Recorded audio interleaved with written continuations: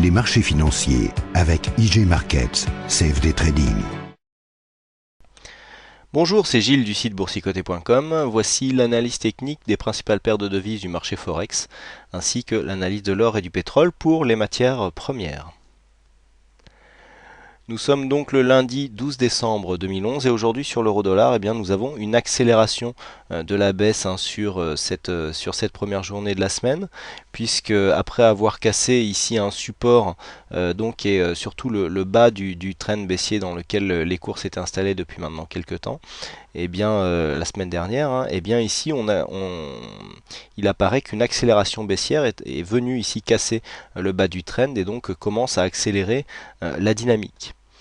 Alors ce mouvement nous permet de constater un signal qui était donné sur le site boursicoté.com, puisque en cas d'une cassure des 1,3210 à la baisse, eh bien on allait chercher un objectif à 50 points plus bas. Donc nous allons voir sur 5 minutes ce que donne pour l'instant ce signal. Alors vous voyez qu'en UT5 ici on a les 1,3210 qui jouent bien ici leur rôle de support. On voit que ce support a été bien respecté. C'était pourtant un support moyen terme, mais vous voyez que malgré son éloignement, je vous ferai voir tout à l'heure à quel point bas il correspond, eh bien on a ce support qui a joué. Donc même si on vient ici prendre la cassure sur ce support, bon, vous voyez qu'on n'est pas remonté très haut, donc on n'a pas déclenché le stop. 1,3210 donc on vient casser. Le stop financé se trouve à 1,3185 et vous voyez que sur la première accélération ici en 10 minutes, eh bien si on a pris la cassure sur cette phase là, en 10 minutes on a financé le stop. Donc pour l'instant le trade sera au pire neutre. Au niveau de la dynamique, on assiste à une continuité, puisque vous voyez là on a un mouvement assez propre en UT5, on est venu marquer ici une phase d'exagération que l'on a réintégré aussitôt. Vous voyez que cet indicateur marche aussi sur des unités de temps courtes, on voit une sortie ici rapidement réintégrée, idem ici sur cette phase en rouge. Et bien donc ici on réintègre facilement, on remonte et vous voyez que la zone ici des 1,32,8 quasiment, puisqu'on avait un support qui était juste en dessous en fait, et bien est en train de jouer son rôle de résistance. On est revenu ici marquer un contact sur la moyenne mobile 20 exponentielle, et donc ce mouvement avec un retournement du MACD ici pourrait nous donner une continuité de signal. Et je rappelle que donc après ce signal, donc après cette cassure des 1,3210, l'objectif se situe à 1,3160. Donc après cette accélération ici, si elle a lieu, en cas de cassure ici des 1,3180, on pourrait bien aller chercher l'objectif final. Donc voilà pour ce signal qui pour l'instant semble bien parti. En ce qui concerne la tendance moyen terme, donc vous voyez ici les 1,3210 correspondaient au point bas que nous avions eu ici. On était légèrement plus bas, puisque le plus bas légèrement plus haut, puisque le plus haut de la bougie ici était donné à 1,3212, donc on avait pris une petite marge. Mais ici pour l'instant, bon, trade neutre au pire, et donc si on bouge le stop, on le bouge toujours en faveur du trade, pour ne pas repasser en possibilité de gain négatif. Donc là, accélération à la baisse, un indicateur MACD qui pour l'instant nous donne une dynamique baissière, mais qui n'a pas encore trop d'amplitude. Donc on pourrait continuer malgré ici une phase de survente constatée sur le RSI et sur le stochastique. Donc un petit retournement à attendre, mais on voit que on vient tout juste de rentrer donc en phase technique de surachat. Donc le mouvement pourrait continuer pour aller marquer de nouveaux plus bas. Donc nous avons ici une zone de support qui une fois passé cette zone ici, donc nous avions ici cette phase des 1,3210, mais vous voyez qu'après il faut aller chercher assez loin avec ici une zone sur les 1,3140 pour venir trouver un nouveau support. D'ailleurs c'est sur ce support que nous allons placer, voilà, on est passé en vue journalière, mais on va repasser en UT en H4 tout de suite, et donc c'est sur cette phase ici que l'on peut trouver le prochain objectif baissier de ce mouvement. Donc attention, un mouvement de retournement ici pourrait nous emmener sur cet ancien support qui vient de céder sur une phase donc de pullback avant une continuité du mouvement, mais pour l'instant ici la dynamique est bel et bien baissière. Passons tout de suite sur le CAC, donc paire livre sterling contre dollar américain, où donc à l'ouverture de hier soir, nous avons entamé ici sur une phase baissière, puisque nous sommes venus casser ici la zone basse du range à 1,5584. Donc pour l'instant la cassure n'est pas n'est pas très significative. Vous voyez que pour l'instant on avait eu que des cassures minimes. Là on est descendu un peu plus bas, on est venu ici sur cette phase d'exagération remontée, on est revenu chercher la moyenne mobile 20 exponentielle et on se retourne. Donc ça en général c'est significatif d'une tendance baissière qui est en train de se mettre en place. On va marquer ici une phase dynamique qui nous fait marquer un nouveau plus bas. On revient chercher ici de la force sur une zone technique. Je veux dire, on voit bien ici que par rapport au Bollinger, on est au milieu de la tendance. Et sur ce milieu de tendance, on réaccélère à la baisse. Donc là, pour l'instant, il est encore un peu tôt pour voir si l'accélération va se produire et donc va nous créer un mouvement baissier. Mais on serait peut-être ici, là, on peut jouer sur ce genre de mouvement, une continuité de mouvement baissier.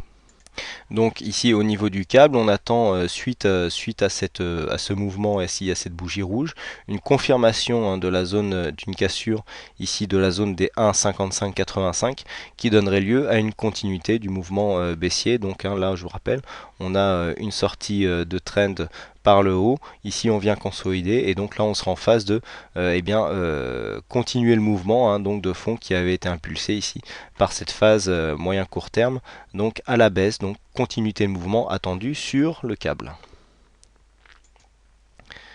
Sur le dollar yen, donc les cours après cette phase ici de sortie sont revenus. On a franchi, vous voyez, au niveau de la moyenne mobile 20 exponentielle, ce que je vous disais tout à l'heure. Là, vous voyez, on était plutôt à prédominance baissière.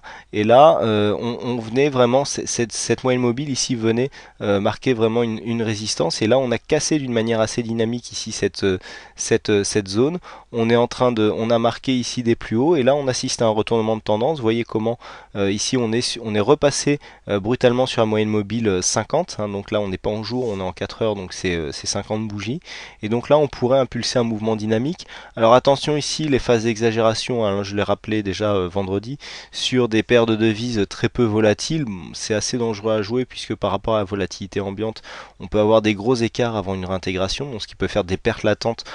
Bon, c'est des pertes latentes, mais qui ne sont pas forcément constatées si on a le cran de tenir sa position. Mais vous voyez qu'ici, les pertes latentes peuvent être assez conséquentes avant de revenir ici en phase de gain. Donc ce genre de mouvement ici d'exagération, eh bien, on ne les joue pas sur des paires peu volatiles, puisque là, je rappelle que, par exemple, entre ces bandes, je veux dire, cette bougie qui pourrait paraître assez grosse, on part ici de 77,62 jusqu'à 77,83. Donc on a à peine 20 pips ici sur cette bougie au niveau du corps. Donc voilà, ça souligne vraiment qu'il y ait très peu de volatilité sur cette paire de devises. Donc pour l'instant, personnellement, je n'interviens pas dessus. Mais vous voyez qu'on a une volatilité qui semble revenir légèrement, puisque sur la dernière semaine, c'était vraiment c'est très flat sur le dollar yen. Alors là, vous voyez qu'on a ici un support haussier qui a été cassé. Et donc on pourrait revenir ici sur une dynamique haussière si le mouvement ici impulsé pouvait continuer. Au niveau de l'or, donc nous assistons à une cassure du support ici des 1672 points. Donc c'est un support assez important, pourtant on est bien ici en phase de survente. Donc vous voyez on est venu ici sur un mouvement très dynamique casser ce support. Là on est en train de jouer la réintégration puisqu'on est bien sorti ici de la bande verte. On est largement survendu au niveau du RSI stochastique. On a beaucoup d'amplitude au niveau du MACD.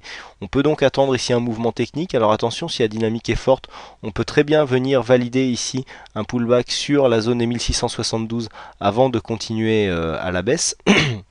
Mais pour l'instant, la dynamique est bel et bien baissière. Vous voyez qu'on a imprimé ici un fort mouvement. Donc ici, attention, mouvement de consolidation attendu qui peut être suivi très rapidement ici d'un mouvement de continuité qui ferait passer donc l'or dans un mouvement plutôt baissier, puisque vous voyez ici on était monté, là on avait hésité, on avait consolidé, et là boum, on vient casser cette zone ici, et vous voyez l'objectif ici se situe à 1633 $ l'once, donc si le mouvement baissier ici joue les prolongations. Et enfin on termine par le brut léger américain, donc le pétrole lui qui bouge un peu moins. On voit ici que nous avions eu une forte remontée au niveau, après ce contact ici des 97,50. Donc les cours sont remontés, on est venu valider ici un contact sur la zone des 99,85. Et puis on revient ici sur cette même zone de contact. Donc là pour l'instant, vous voyez que la situation technique est totalement différente, puisque lorsque nous avions eu ce retournement, ici on était sur une belle phase ici en survente avec un beau retournement de MACD MACD, mais là vous voyez que les indicateurs sont totalement différents.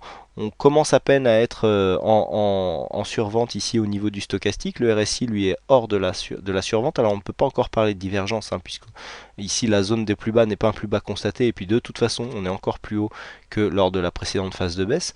Mais vous voyez qu'ici, au niveau du MACD, par contre l'amplitude est largement moindre, et donc nous avons encore la place pour venir marquer un mouvement baissier qui marquera un nouveau plus bas et donc confirmer la tendance. Et là vous voyez que un peu pareil, après cette accélération ici baissière, on revient ici marquer un contact sur la moyenne mobile 20 exponentielle et on repart à la baisse, hein. Donc c'est vraiment ici vraiment un mouvement baissier qui tendrait à se préparer, hein, puisqu'on a vraiment une accélération assez dynamique. Vous voyez que cette sortie ici de support, hein, s'est fait sur une phase technique très propre, puisqu'on avait ici zone de support, hein, qui a permis ici à une tendance ici qui a duré 5-6 jours de se développer. Cassure, on retrouve l'ancien support comme une résistance, on s'écarte et on imprime tout de suite la dynamique. Donc là on est vraiment sur un mouvement très technique, hein, assez propre, hein, je me répète, mais voilà, d'un point de vue technique là, le mouvement donc le mouvement baissier aurait largement le potentiel de venir casser ici les 97,24 pour venir à terme rejoindre la zone des 95,12 $ le baril.